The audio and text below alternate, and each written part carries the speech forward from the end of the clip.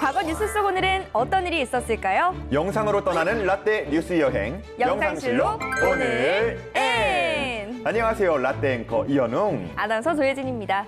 예진 씨. 네. 2022년도 벌써 일주일이 지나갔습니다. 네. 어떻게 올 한 해 특별한 계획 잘 세우고 잘 지키고 계신가요? 저는 계획이 있죠. 뭔데요? 저는 커피를 워낙 좋아하다 보니까 바리스타 자격증을 좀 따보고 싶어요. 이번 진짜로? 연도에. 네. 아니, 그것도 막 2급, 1급 막 이런 거 있더라고요. 그렇죠. 제가 꼭 따면은 대접해드리겠습니다. 네. 참 멋진 또 그런 계획을 갖고 있는데 네. 저 같은 경우는 올해 목표가 하나 있습니다. 어떤 건가요? 유튜브 채널 만들기. 저 그럼 출연시켜주시나요? 출연이요? 네. 저부터 좀 뜨고요. 저부터 좀 뜨고 제가 알겠습니다. 구독자 많이 모으면 아니다. 필살기로 제가 한번 우리 예진 씨 네네. 모실게요. 서프라이즈로 한번 등장하겠습니다. 네, 와서 좀 네. 우리 구독자분들 좀 많이 모아주세요. 네, 알겠습니다. 자, 요즘엔 저희처럼 이렇게 새해 다짐하는 사람들을 결심족이라고 하더라고요. 이렇게 앞으로 새로운 뭔가를 다짐하는 것도 중요하지만 지난해의 결심은 또 잘 실천했는지, 지지난해의 나는 어땠는지 아하. 돌아보면서 계획을 세우면 더 좋을 것 같아요. 그렇죠. 그래서 이제 우리 시청자분들께서도 과거를 통해서 미래를 딱 이렇게 볼 수 있도록 오늘도 라떼 뉴스 알차게 준비해봤거든요. 네. 그럼 오늘의 뉴스 속으로 떠나보시죠.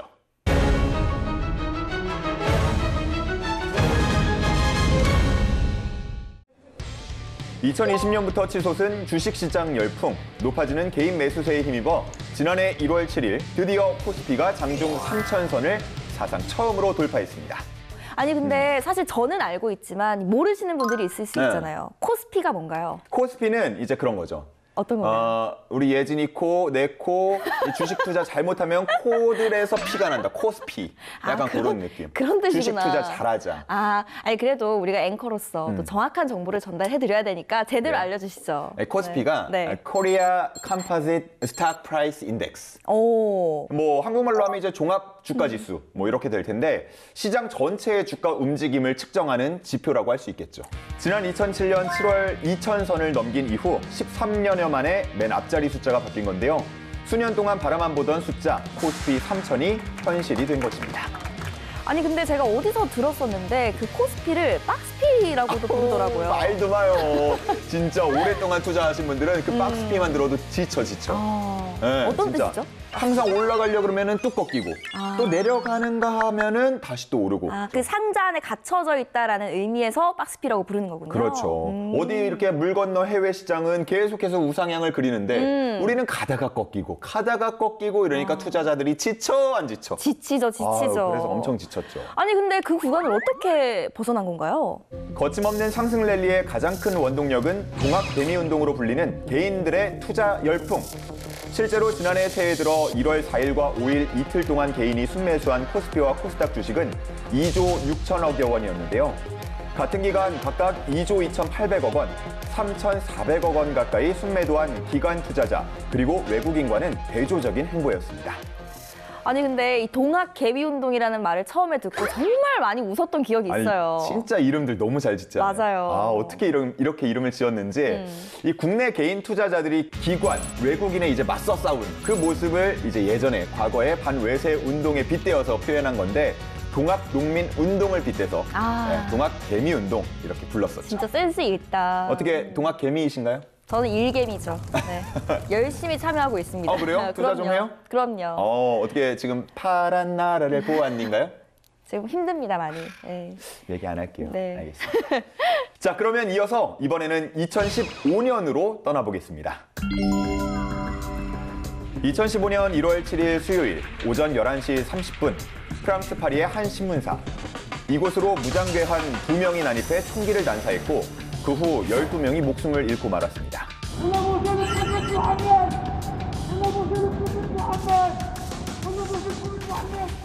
아이고, 무슨 일이었을까요? 이 사건은 성역 없는 비판과 풍자를 해온 시사 주간지 샤를리 앱도를 향한 무슬림들의 테러였는데요. 이들의 악연은 2006년부터였습니다. 당시 샤를리 앱도는 이슬람교 창시자 무함마드 만평을 전제했다가 이슬람권의 큰 비난을 받았고 나아가 2011년에는 무함마드를 부정적으로 묘사한 그림을 실어 논란의 중심에 섰는데요. 이로 인해 무슬림으로부터 편집국이 화염병 공격을 받아 일부가 불타는 사고도 발생했습니다. 하지만 그들은 멈추지 않고 2012년에는 더욱 극렬한 조롱을 했는데요.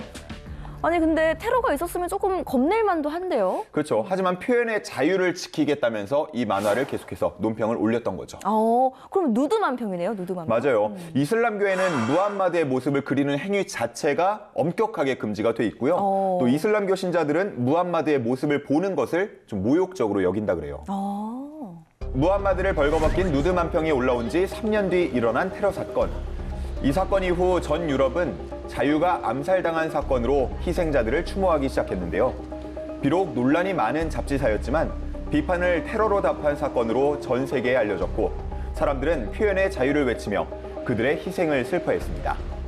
그리고 샤를리 앱도는 프랑스의 비판과 자유의 아이콘이 되었는데요. 내가 샤를리다 라는 이제 슬로건인데 표현의 자유를 지지하는 사람들이 당시에 계속해서 외쳤던 구호입니다. 그렇군요. 테러로 사망한 피해자에게 연대를 나타내는 것부터 좀 넓은 의미로는 이제 표현의 자유에 대한 지지와 또 무력 행위에 대한 반대를 의미하는 그런 문구였죠. 네. 이 사건 뒤로 프랑스는 이슬람 극단주의 테러리스트들의 표적이 되었는데요. 2015년 11월 파리에서는 대규모 폭탄 테러가 벌어져 130명 이상이 숨졌고 이듬해인 2016년 니스에서는 트럭을 이용한 충돌 테러가 벌어져 80명이 넘는 프랑스인들이 목숨을 잃고 말았습니다. 아니 참 그 종교의 신성함은 존중을 해야겠지만 그보다 중요한 건 생명이 아닐까 싶은데요. 맞죠. 너무 극단적인 그런 행동은 좀 하지 않는 게 맞는데 더 이상 이런 비극이 좀 생기지 않았으면 좋겠습니다. 자, 이번에는 1839년으로 가볼게요. 1839년 1월 7일은 획기적인 사진 기술이 등장한 날인데요. 바로 세계 최초 상업용 카메라 음판사진법 다게레오타입이 프랑스 과학 아카데미에 공개된 것입니다. 이거 누가 개발한 거죠? 오페라 무대 장치가이자 화가이기도 했던 다게르는 니에프스가 발명한 헬리오그라피를 다시 발전시켜 다게레오타입이라는 독자적인 사진 현상 방법을 발견했는데요. 이전 기술로 한 장의 사진을 찍으려면 8시간이 걸렸던 것에 비하면 촬영 시간을 20분으로 단축시키는 획기적인 기술이었습니다. 아니 8시간에서 20분으로 줄인 거면 굉장히 확 줄인 건데? 그쵸? 엄청난 발견이라고 또 할 수 있는데 뭐 지금으로 치면 한 스마트폰에 빗대는 약간 그런 발명이 아니었을까 싶습니다. 이 발명으로 1840년대 유명 인물들의 모습이 사진으로 지금까지 전해질 수 있게 됐는데요. 이후 1839년 8월 19일 프랑스 학사원의 과학 아카데미와 미술 아카데미 합동회의에서 공표되며 이날이 사진 탄생의 날로 정해졌습니다. 현재는 누구나 손쉽게 찍을 수 있는 사진, 그 기술의 발전은 다게레오타입이라는 발명이 있었기 때문일 것입니다. 자, 오늘도 이렇게 과거 뉴스로 힘껏 달려봤는데요. 희노애락을 모두 담은 1월의 라떼 뉴스, 여러분도 유익한 시간 되셨나요? 영상실록으로 만나본 오늘의 뉴스. 그럼 다음 시간 더 알찬 이야기로 다시 만나요.